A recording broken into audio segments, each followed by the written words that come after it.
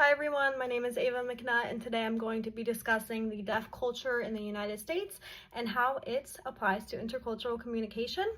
So why I picked this topic is because I think it's interesting how such a large group in America can still exist with their own shared language, worldviews, and societal norms.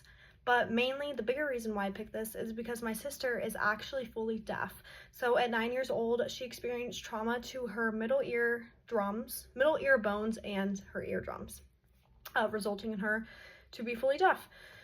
She does not pick up on any frequencies, pitch, high or low.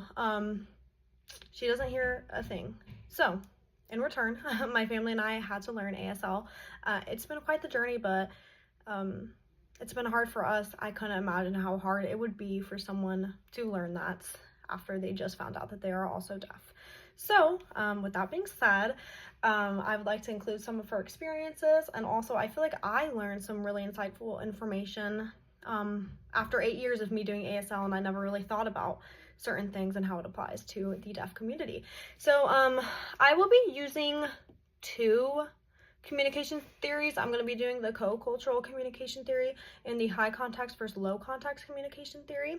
But first I'd like to talk about what is the deaf culture. So basically it's more than a disability. It's based on a shared language, also known as ASL. It's based on community identity, schools, traditions, and values. And actually, the people in the deaf culture don't like to see themselves as hearing impaired. They like to resonate themselves with with the linguistic and hearing minority. So for my first theory, which is co-cultural communication, so the theory says that the groups with the societal power with the less societal power are the co-cultures, and they develop strategies to communicate with the dominant culture. So in this position, the dominant culture would be hearing individuals, and the co-culture would be the deaf culture. So for this theory, we look at 3 preferred communication strategies that most deaf people do. So, sorry, something's in my eye. The first one would be a simulation. So that would basically be using lip reading, speaking verbally, or not signing in certain environments. The next one would be accommodation, so asking for interpreters or captions. Definitely do adjust how conversations flow. And then separation, so spending most social time with deaf community, attending deaf schools, and participating in deaf events. Sorry, I think my contact's falling out. And then the next kind of subtopic under the co-cultural communication theory would be power and social expectations.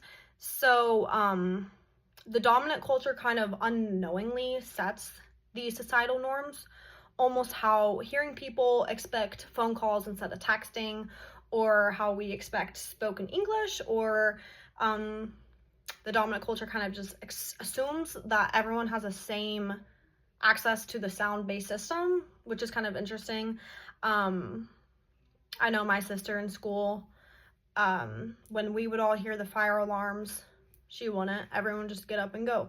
When what are those called on your phone? When the Amber Alerts go off and we're all like, we'll all be sitting in a restaurant and we're like, what? We all pull out our phone. She like pulls hers out because she's like, what? Like she assimilates to that almost. She doesn't hear it. She doesn't know. I'm trying to think. Lockdown drills.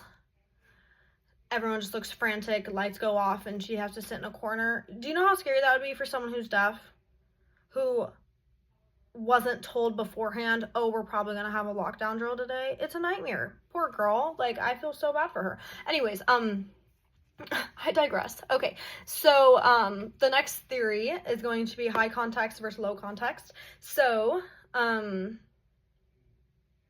low context would be like being direct and saying everything how you mean. That's going to be low context. And then for high context, it would be being a part of the deaf culture, because ASL is extremely visual and expressive. So along with that, when you're signing, a lot of it has to do with your facial expression, your body movement, how you express your emotion, your eye contact and your spatial placement as well. To this day, I will be signing to my sister that I have exciting news, and I'll share what it is, and then she'll sign back to me, why do you look so sad? And it's because I'm signing to her with happy information, and I'm sitting there with a straight face, and she is like, what's going on? Which I feel like we just don't think about, where the spatial placement is very important, because when you are signing to someone in ASL, you need to be eye contact about how far I am from my phone, which is like that far apart. Think about how many times, like, when, you know, my friend could be sitting on my bed and I'm down on my phone and I'm talking. Do you know how many times I just go when I sign to my sister, still to this day, and she's like behind me, and I turn around and I'm like, you know, and she's like, well, you didn't face me, and I'm like, oh. Like, or when you're in a car with your parents and you guys are all talking, you can't sign and drive unless you're on a stoplight. It's like texting and driving. You can't sign and drive, you know, you need two hands for that too. Anyways, I'm getting off track. Okay, so, and then for under the high context, for slow context, I'd also like to talk about the direct and indirectness. The deaf culture is actually way more direct and interpersonal. Think about when you're just walking, when you see someone and you know, you can just say hi and go on with it. It's actually very interesting with my sister. Like, you never just like are like hi. You sit there and you have a conversation. They greet each other for much longer. It's a lot more interesting and unique, excuse me, for deaf people to run into other deaf people. Right away, my sister will say that she'll meet someone who's deaf, and they instantly, you know, it's like, oh, what happened to you? Why are you deaf? You know, we don't say hi to random people we know and are like, oh, hi, by the way, like, I have this, like, autoimmune disorder. You know what I mean? Like, you don't really, you don't talk about those personal things, right, when you meet someone. Deaf people do. They like to explain their story, how they got to this point. And I think it's a beautiful thing. I feel like maybe it's because I'm nosy and I like to, like, know people's life, but, like, to me, like, that's awesome. I think that that is a very important part of being the deaf culture. They are very well interconnected, and I love that. Anyways, okay. But yeah, honestly, I think that that is basically it. Sorry if I got a little off track. I just have a lot of love and opinions and all this for the deaf culture. I give a lot of props to people who are in that position. I know it was so hard for me to learn ASL, and yeah, I think that is it. Thank you guys so much for watching.